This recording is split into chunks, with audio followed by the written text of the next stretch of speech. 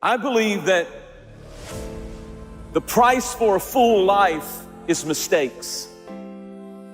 Mistakes are the price for a full life that you have to pay if you learn from them. I believe that hell wants to maim you and mock you with your mistakes.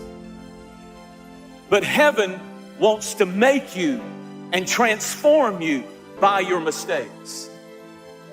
Failure should not become a prison house where you're held hostage the rest of your life by your mistakes.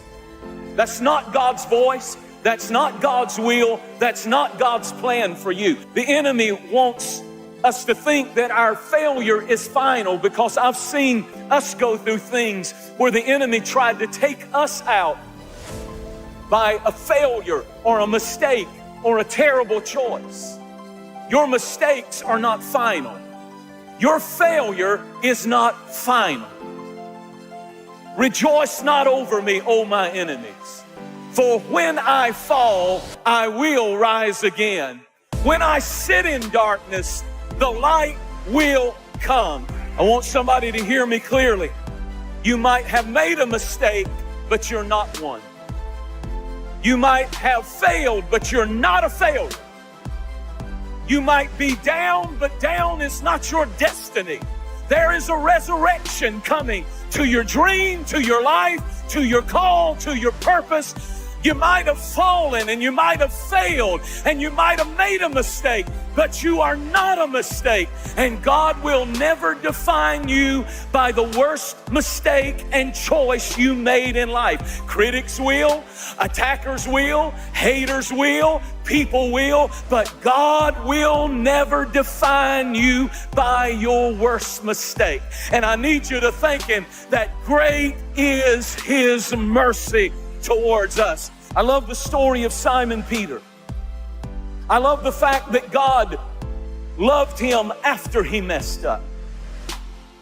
That's why when the angel appeared at the tomb, the angel said, Jesus wants me to specifically name one of the disciples by name. He said, go tell my disciples and Simon Peter to meet me in the upper room.